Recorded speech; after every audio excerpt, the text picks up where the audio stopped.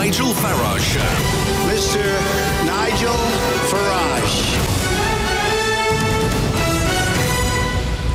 Thank you, Donald, and good evening, everybody. I'm here in the European Parliament in Strasbourg. More of that a bit later. But today, in the Daily Telegraph, there's an article by William Hague. Yeah, remember him? Well, of course, now, Lord Hague of Richmond, that being the Richmond in Yorkshire. And he writes a piece today where he talks about UKIP. And, well, the first few hundred words are fairly disparaging about the fact that UKIP's had a series of leaders over the last year, which of course is true.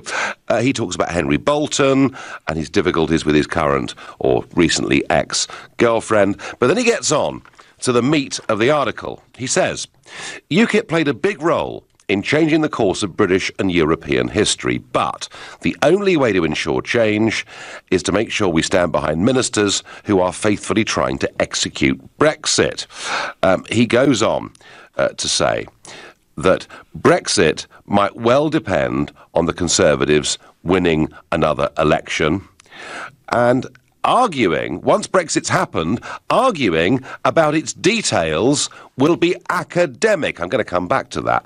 He says, therefore, UKIP should put out a statement saying, in UKIP, we have achieved our objective of voting to leave the European Union, and it's now time to formally suspend our activities. Well, I have to say, Mr. Hague, is this the same William Hague who in 2001 said, vote for me and I'll give you back your country? Eurosceptics flocking to vote for him, believing he was the man who wouldn't just keep the pound, he'd get back control of our borders and our country. Yeah, that's right, the same William Hague who then passionately argued we should vote to remain in the referendum, and is now saying that actually it's all fine and Brexit is going to happen, so there's no need for UKIP at all. Well, as you know from last week, I am worried. The government it doesn't have a majority without the DUP in the House of Commons. Once Monsieur Barnier conniving with everybody else, and wasn't it interesting to see Chuka Umunna there yesterday with Anna Soubry in his office? Isn't it funny? They had a photograph taken with Mr. Barnier.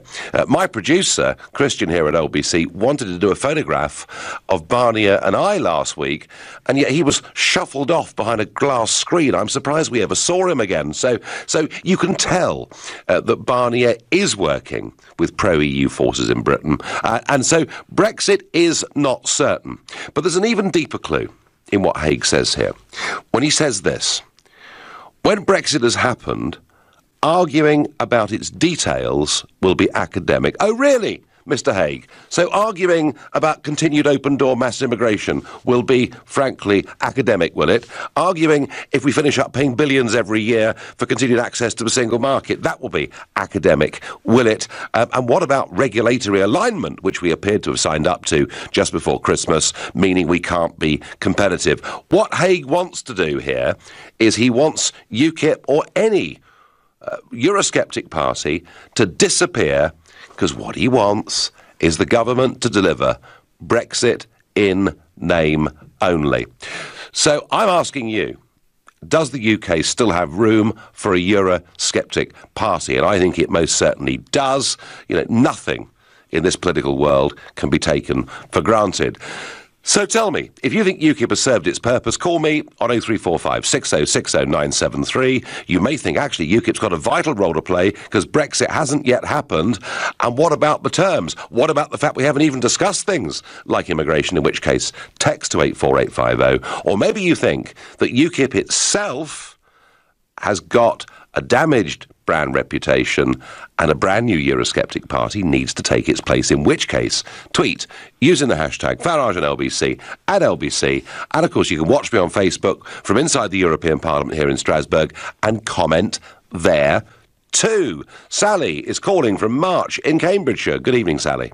Oh, good evening, Nigel. Very nice to talk to you for the first time. Well, welcome on the show. I read the article myself today. I did a visit to Waitrose, bought the paper, because I've heard you mention about the articles in there. I looked through all the headlines of the other papers, chose that one, and I no way should UKIP fade, as I've just said to the person before you, that I had to, go through. Yep. No way should it fade. It should take the credit right until the end. And I think... Well, to be fair to William Hague, Sally, he does actually, there's some disparaging stuff early on, but he does actually say UKIP played a big role in changing the course of British and European history. So he does pay it compliment. But, Sally, what Hague is saying to you is don't worry your little head, because Brexit's going to be just fine. Well, it's not going to be just fine if, people teeter.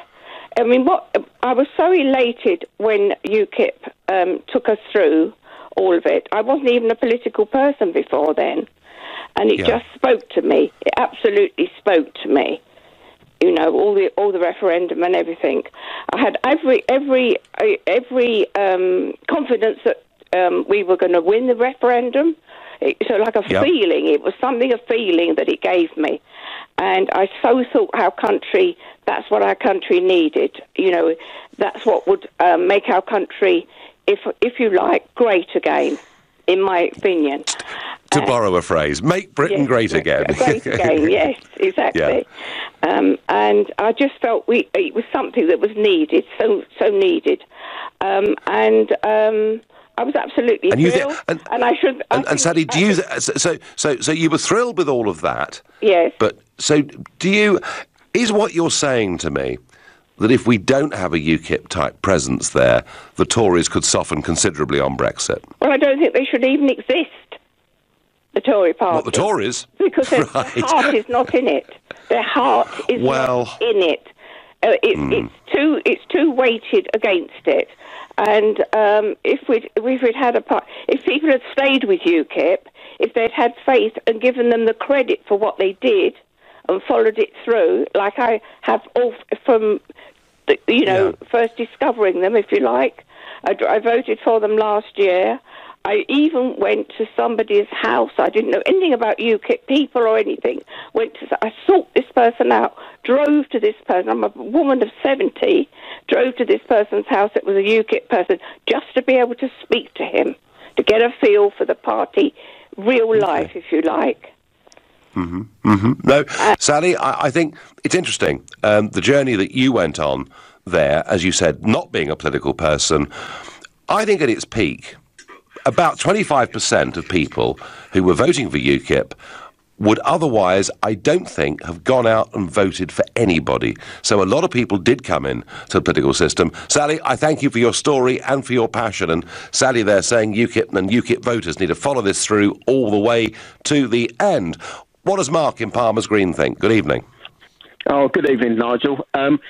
We desperately need UKIP more than ever, or a Eurosceptic party more than ever, because there has to be that threat there, And I've got to say, I really thought Henry Bolton. I thought, oh, fantastic! I thought this man is the right man for the job. And so I'm sort of very disappointed and sort of let down. What are you disappointed in? Are you disappointed in his personal life? Is that what's disappointed you? Yeah. I am actually. I really did think, oh, he's the right man for the job. Fantastic! At last, we got the right leader. Obviously, and never be anyone like you, Nigel. But I just thought, we've got him. And then this happened. I just thought, oh no, please. Okay, we need the threat there. We need the threat there. Right. Okay. Without that threat, the government are just they've got no backbone, have they? Let's face it. Well, listen, I do rather agree with that. I think the threat needs to be there. But tell me, do you think Henry can stay on as leader and do the job? I think it's going to be really difficult, to be absolutely honest with you. I just think the fact that we can't really have the leader of UKIP dating, what they call a racist. I don't know if she's racist, but or having dated a rapist. I just don't think it doesn't. Hang on, Let's get rid of the word rapist in there. So the fact she's 25... Racist. Sorry, I said racist. Yeah, fine, OK. Yeah, please be clear that up. So the fact she's 25 doesn't bother you? The fact that he's not his third wife doesn't bother you? It's the comments she's made that bother you, yeah? I think so. I think so. I mean, it's not brilliant leaving his wife and et cetera, but it's the fact that she is, so they say, racist. All right. No, fine. Listen, thank you for your point. Another very strong call there saying that the threat needs to be present. Pamela says UKIP needs a complete reform. We need a credible third party to compete with the big two. Sandra says Sally is right. UKIP and yourself are still essential, Nigel. Well, that's very sweet of you. Andy says Henry has ruined it. Andrew says Farage and UKIP is over. And Brexit will never happen. Well, I tell you what, old son, if Brexit's never going to happen, then either UKIP or a replacement to UKIP will be a bigger, stronger threat to the political establishment than anything you have seen yet. And as for the comment about complete reform that Pamela makes, I would say this. I really found it difficult in the last few years leading UKIP when my hands were being tied by a group of volunteers who sat on a national executive, many of whom have got no real experience of politics or business of life particularly, and yet they were the people ultimately making the big decisions in UKIP. I wanted to radically transform the party, to turn it into sort of rather like the Five Star Movement in Italy, an online party, an exciting party, a party that, held referendums internally on policy and many things like that. And I was completely unable to do it. I think whoever is the leader of UKIP needs to be able to lead and not to be held back. And I think some of the judgments that committee have made in terms of personnel, in terms of people who've been put into elected positions, have been pretty poor too. I wouldn't disagree with anyone that said UKIP needed wholesale reform. If it gets that wholesale reform, the one thing it has going for it is brand recognition. People know what it is and know what it stands for. If it's unable to reform, then I do think a new Eurosceptic party could well emerge. You're listening to the Nigel Farage Show, exclusive on LBC, live from Strasbourg, and it's 7:15. William Hague thinks UKIP should now shut up shop. It's done its job, it's succeeded in its mission because Brexit is safe and secure in the hands of Theresa May and her government. And I don't agree with him. I think, actually, if UKIP shuts up shop, if there's no Eurosceptic voice there in British politics, we're likely to finish up with the softest of all soft Brexits. In fact, what it would be, at best, is Brexit in name only. And that, I think, is at best, unless there is a voice there challenging the government. That's my view, but please tell me I've got it completely wrong. Tell me Hague is right. UKIP should shut down. There's no risk with Brexit at all. You can do that by calling 0345 60 60 973, which is exactly what Peter in Redditch has done, a first-time caller to the show. Good evening, Peter. Good evening, Nigel. Nigel, I don't agree with what you say, but I will defend your right to say it. And that's the perspective. UKIP there may be a day where you don't need UKIP. You'll be calling for the end of UKIP. We achieved everything we wanted to, but you're not at that stage now. And I think it would be unfair of anyone to say, UKIP, shut up, it's job done. Yeah, I mean, Hague is a party loyalist, isn't he? He's a Tory party loyalist, but he's also this great Eurosceptic leaver who's turned into this great Remainer. So, Peter, in essence, you would say you disagree with UKIP and what it stands for, but in terms of political space, there is still a need of that voice. You have a very important role to play next. I don't know if you know it. You're a great showman, and you're a great manipulator. I mean that as a compliment. Okay. I'll take that, Peter, as a backhanded compliment, but go on. Genuinely. But the second referendum, you say you fear it. But actually, this is the opportunity to get hard Brexit, a full Brexit. Because if I've understood a referendum correctly, I'm no expert, but my understanding of a referendum is you choose status quo or change. That's now, generally the case, quo at the moment is we're leaving Europe. That's status quo. So if a bad deal comes from Europe, which it likely will do, surely the referendum should say, do you want the bad deal or do you want no deal? We crash out. Surely that's the next referendum. Well, that is, Peter, that is a possibility. I mean, there are lots of possibilities here. There are lots and lots of different permutations as to how this will go. I mean, the main reason, Peter, for saying what I said last week, as somebody who is a passionate leaver, is that I am genuinely worried that a bad deal gets rejected in the House of Commons, which forces a second referendum upon us, and I want leavers to start to argue that actually, in many ways, no deal is better than a bad deal. It's something I said all through the referendum campaign. So I'm trying, Peter, to say to leavers, don't be complacent. Don't listen to William Hague saying it's in the bag, because it isn't necessarily. Peter, no. I don't know. I don't know, you don't know whether there's going to be a second referendum. What I do know is that if the deal that Barnier puts and agrees with May, if that is rejected by Parliament, then we have a constitutional crisis. Yes. But the natural process of a second referendum, if you want a first referendum on deal, surely would be accept this bad deal or status quo, which is... No. And I see that, but I don't know, Nigel, you seem to really fear that first deal referendum, where it could give you everything you want. It could. No, of course it could. I tell you what I think, Peter. I think that the people of this country have been through this extraordinary democratic exercise that was that referendum, a huge raising of passions on both sides of the argument. And what I find despicable is the quite deliberate way in which our political class are trying to delay, water down and reverse Brexit. And they're doing it. The point, though, sorry to interrupt you. The point, though, with the referendum is that my view is that no one ultimately knows, is our fate better entwined in Europe or not? We can both have strong opinions, but no one fundamentally knows. And so any referendum dealing with that core issue is going to reveal a 50-50 split, give or take. It's a bit like having a referendum, is there a God? Strong passion one way, strong passion the other way. But actually, it's not going to be a decisive one way or the other. It's going to fall 40-something, 50-something, however we cut it. None of us know. Yeah, I mean, we all have strong passion. This is what's so bizarre, Peter. This is what's so bizarre about the focus on economics from many in the referendum campaign and now. Actually, you're quite right. None of us can predict what the future's going to be, whether we're in or out. It's literally impossible. We can give our best guess. We can talk about opportunities. We can talk about risks.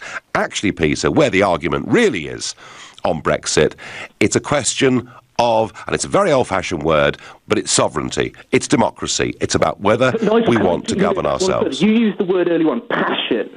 And I would argue it's more about passion. And you can have sovereignty. You can feel, I want to be British. I want British identity. We want to be separate and apart. But you can also be passionate as a Remainer. It can be done. No one ever talks with passion about remaining. They always talk about economics. No. But Peter, my observation is this. My observation, Peter, is this. I think that leavers, your average leaver, was a lot more passionate than your average Remainer.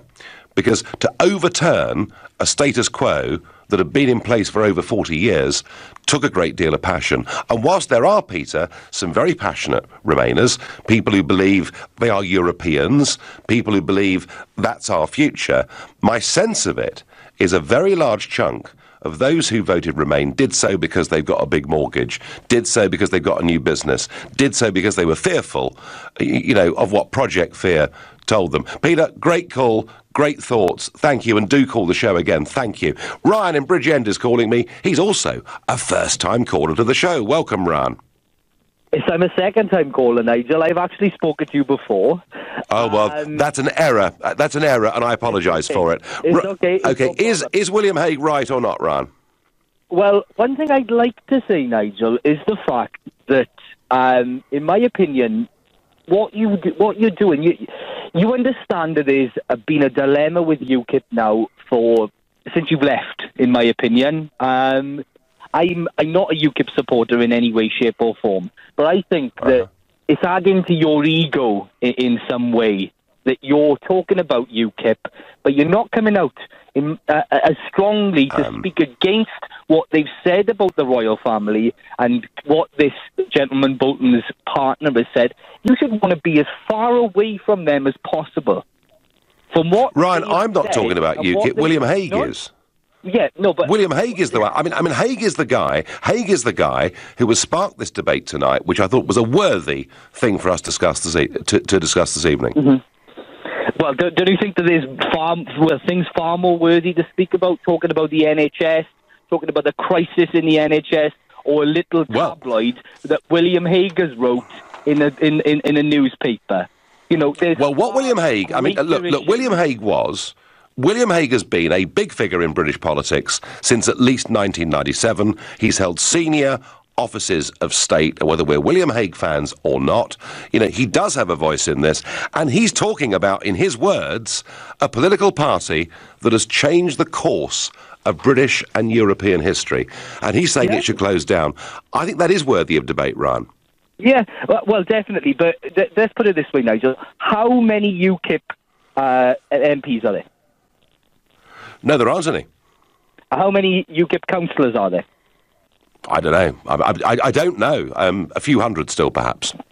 Well, very little in comparison to other parties. The reason being is that there's not a substantial amount of the electorate that vote for this party. That's not true, Ryan. If you go back... No. Hang on. If you go back to 2013, to 2014, to 2015, a very significant portion did. Now, it may well be, Ryan, that at the last general election, a lot of people thought, do you know what, it's job done. And Theresa May was there, you know, like Britannia, saying Brexit means Brexit. But I sense, Ryan, since those days, there are more people now looking for either UKIP or another Eurosceptic party. Well, in my opinion, I think people are understanding that there's strength in numbers when it comes to representation in the House of Commons, and without the numbers, there's absolutely no way that you're going to be able to make a difference.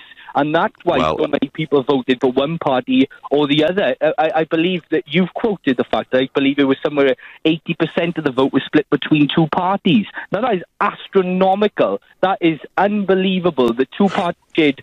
Ryan, we have an electoral system. Mm-hmm. We have an electoral system, a first-past-the-post system that drives us towards two-party politics. That is true. However, what UKIP proved through those last few years is that even without being in the House of Commons, through all the other elections that take place in this country, and through having a voice, you can change British politics. And arguably, that was the remarkable achievement of UKIP. Ryan, I thank you. Tom says, Aaron Banks and you, Nigel, must come back with a vengeance. Do it now. Well, thank you, Tom. And I get on Twitter, it's not in the Conservative Party's interests to leave the EU fully because it will destroy the party. They need to please their donors. Well, actually, they've got donors on both sides of this argument. The one thing that I am absolutely certain of is that if we were to follow William Hague's advice, we'd be more likely to finish up with the softest of all Brexits. And I'm asked here whether what Donald Tusk has said today was turning my second referendum comments around. I think, actually, it was more to do with Tony Blair's comments. More of that, though, more of Donald Tusk, more of the European Parliament in Strasbourg in a minute. For now, it's 7:30. Lord Hague of Richmond says UKIP should pack its bags and go home. And I'm asking you whether there is still room in the country for UKIP or another Eurosceptic party. Or is Hague right? Is Brexit just a done deal and it's all just going to be great? Here in Strasbourg today, a bit of good news. How about that? That's pretty unusual, isn't it?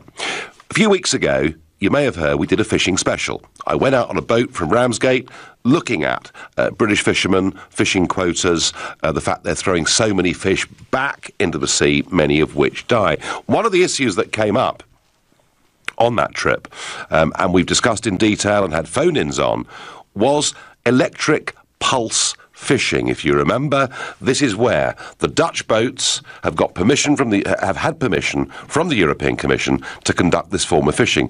Interestingly, every other country in the world has banned it. And we've had reports coming into this show from Lowestoft and elsewhere of a lot of dead, burnt, scarred fish in the ocean, a huge, wasteful bycatch. Well, the European Parliament now has some powers over fisheries. For the first 15 years I was here, all it could do was talk about it. It had no power at all. Frankly, it was a waste of time. Now the European Parliament does have say. And my job is not to beg for crumbs from the table. You know, I want us to get back our territorial waters and control of it. But, and I think perhaps partly because of what we've done here on LBC and pushing out this message wider, partly because of some very dedicated fishermen from the east and southeast of our country arguing their corner, the European Parliament today has voted against pulse fishing. Now, this means they go back to the European Commission, they open a discussion, but I think from an environmental perspective, perhaps a little bit of good news from the European Parliament today. And in fact, you can see the fishing video of me being out there on the briny by going to lbc.co.uk, where we discuss this and other important fishing and environmental issues. So I was asked whether Donald Tusk had picked up my second referendum comments. Well, Donald Tusk today, President of the European Council, I sat there and listened to him, said in a speech to MEPs, if the UK government sticks to its decision to leave, Brexit will become a reality with all its negative consequences. But wasn't it, he said, David Davis, who said, if a democracy cannot change its mind, it ceases to be a democracy? Well, clearly Tusk doesn't really respect the first vote that we've had. And do remember, there is a fine tradition in this place, whether it's the Danes who are forced to vote again, the Irish who were twice forced to vote again, or the French and Dutch who voted against a European constitution and were frankly completely ignored. You know, they don't like the word no here because they're busy building a global superpower. Actually, Donald Tusk wasn't really echoing me. He was really echoing, and it's not David Davis either. Really, this is Tony Blair's point, isn't it? Blair's point is we're allowed to change our minds. Blair is part of that campaign, desperate to push a second referendum upon us. I do not want it, but I fear it may happen. We've got to get ourselves ready. We've got to be prepared. Nigel, where is UKIP? I long to see them up there fighting for Brexit. Today, I haven't heard anything from them, says David. Well, David, actually, UKIP's been all over the front pages of the newspapers the last few days. It's just that Brexit may not have been front and centre of the UKIP debate this week. Deborah is calling from Colchester. Deborah, is Hague right? Is it time for UKIP just to simply disappear? No, it definitely is not. I wouldn't trust it as far as I could throw in, personally. UKIP has got a very strong role still, but I feel extremely disappointed and depressed. We need a strong UKIP or even an equivalent. We need someone to hold May to account. We need someone to constantly biting at her heels, you know, to fight for what the Brexit voters wanted. There's nothing there anymore. It's just all disappeared. I mean, UKIP's in the papers, but it's mostly for the wrong reasons now, isn't it? I mean, there's nothing. We need something strong again. We need you back. Well, thank you, Deborah. That's very sweet of you. I kind of think I did my bit. I'll tell you what I do agree with her, Deborah. Just listen to this. I get this on Twitter. A cross-party roadshow is the answer to all the Ramonas, Nigel. Let's put them in their place once and for all.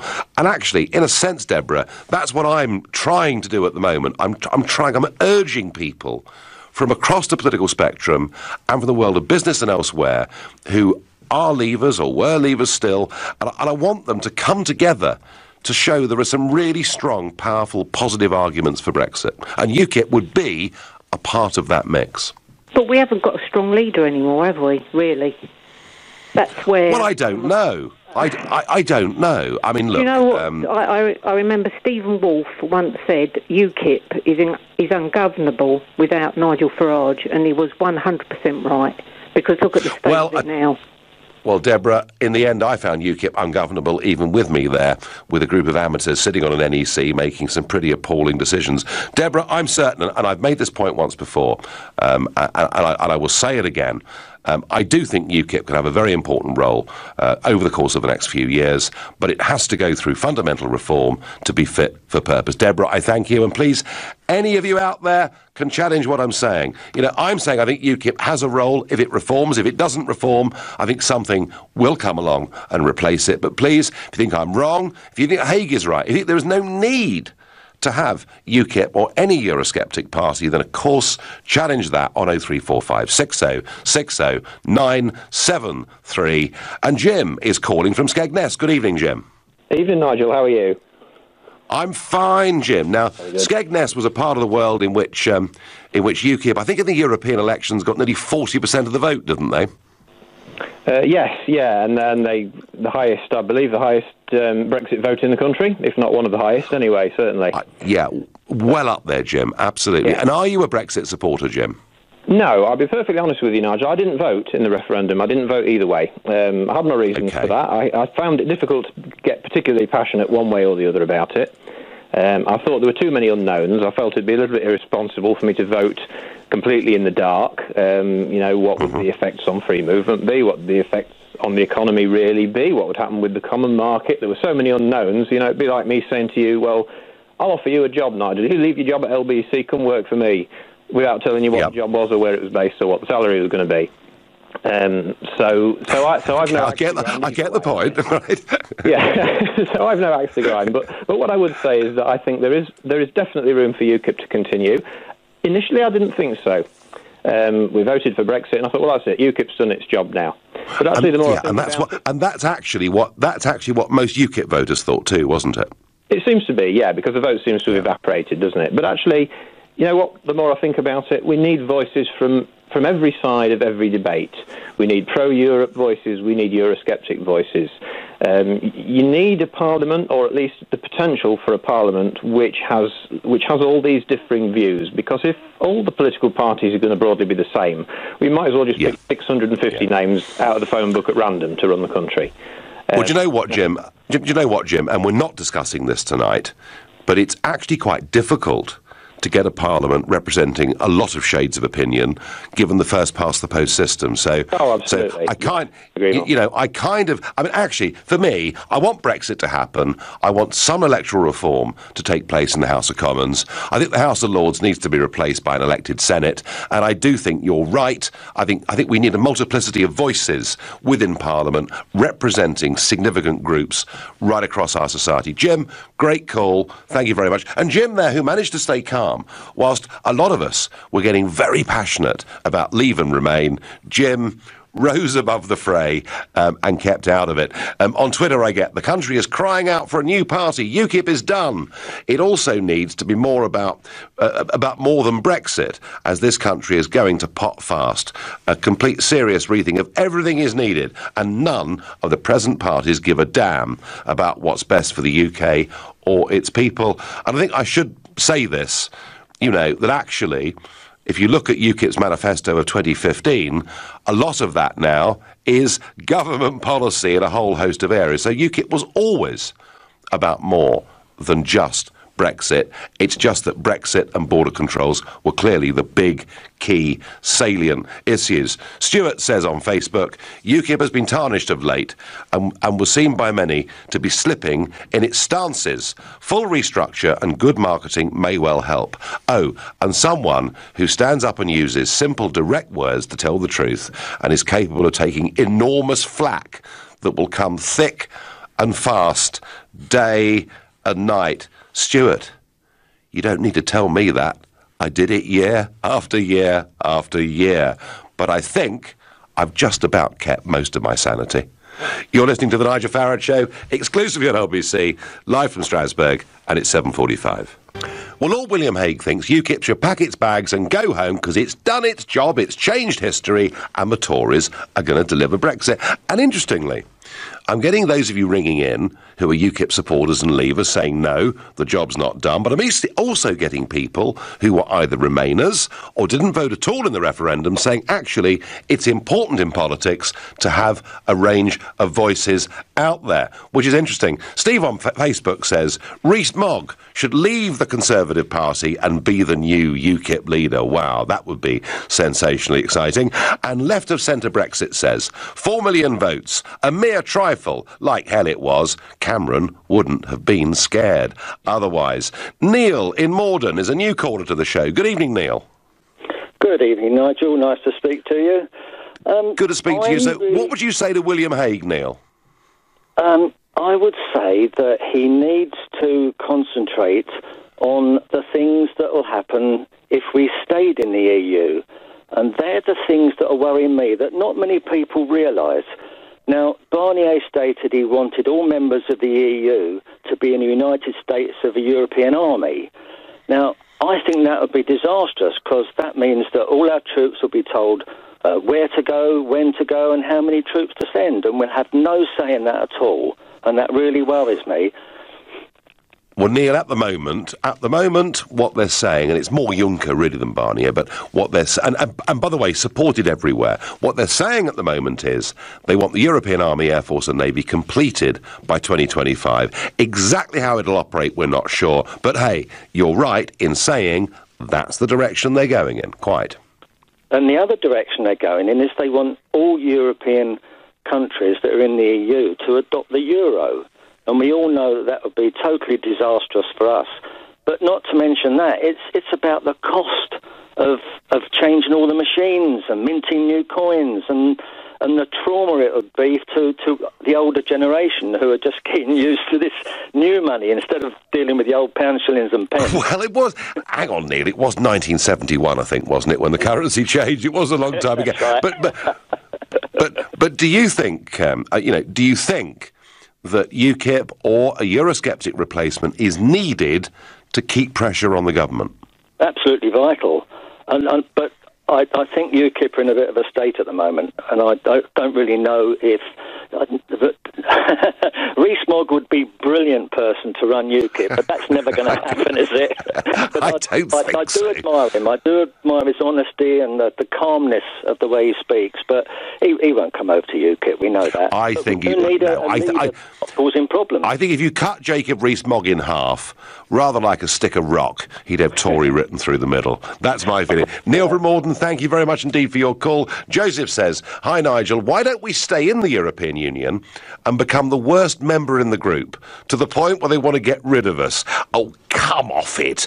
Look, why would you want to stay part of something and be a constant blooming nuisance? I remember Roy Jenkins, saying, late 1990s, that Britain had a choice.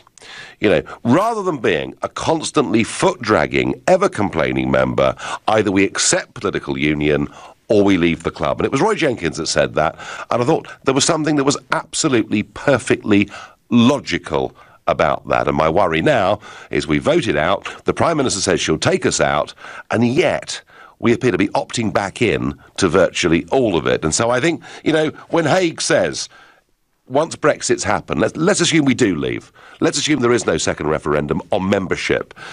He says then, arguing about its details will be academic. Well, I disagree with William Hague. We'll be arguing about these policies and these details for the next 3 or 4 general elections, in my view. Judith is calling from Yeovil. Good evening, Judith.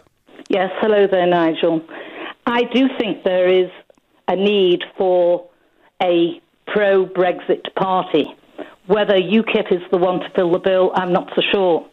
Because the one thing that surprised me when I joined UKIP for a year, about 4 years ago, was that they were not a political fighting organisation. And I'm afraid, it pains me to say this, Nigel, but I'm afraid I blame you for that, because you were leader. Thank you very much. And I know you had this national executive that you talked about, but the constitution that came about under your leadership. And it's too late now to form UKIP into the sort of organisation it needs and needed to have been. The trouble is, Judith, that when you lead something, you have to delegate. Because what you can't do is you can't be the front man. You can't be the guy that's on breakfast television and then speaking in a town public hall till 9:30 in the evening and maybe having a glass of something afterwards, and then 4 or 5 hours in bed, and then doing it all again, living on the road, living as it was for the last few years, necessarily surrounded by security, such was the unpleasantness being put against me. You can't be out there living that high adrenaline life, trying to sell a message to many millions of people, and at the same time sit in an office with a computer and a pen and paper and plan logistics. You simply... I tell you what, Judith, not only can you not do both... May I pick you up on that. But it would be a mistake to try. One of the points I want to make. Yeah. I've been involved in politics all my life since the age of 11. I voted Brexit in the last referendum and the one before that, before Brexit was ever talked about. So it means a lot to me, this. And the one thing, and when I say I was involved in politics all my life, I was for 12 years a professional agent for one of the major parties. Okay. And one of the things that surprised me, and I'm not going back in recent years, I'm going back 10, 15 years, I never ever saw anybody on the box.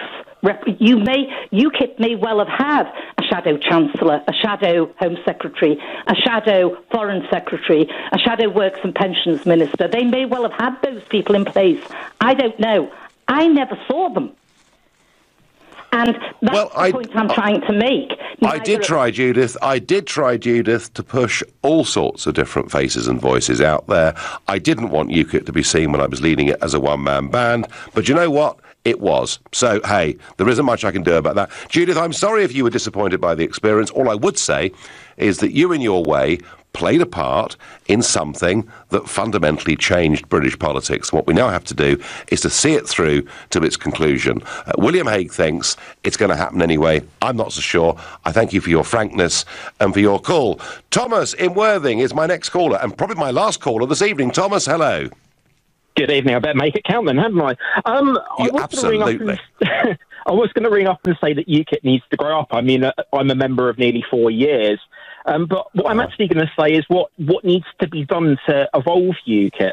Now, you yourself earlier in the show was talking about environmental issues, kind of humanitarian issues, wildlife, that kind of thing. That's very left-wing. That's, very left-wing. UKIP have talked in the last few years about direct democracy. I don't know. Thomas, why is stopping a devastating fishing method supported by big business, very much in the pockets of big politics? That's not left-wing, is it? It's common sense.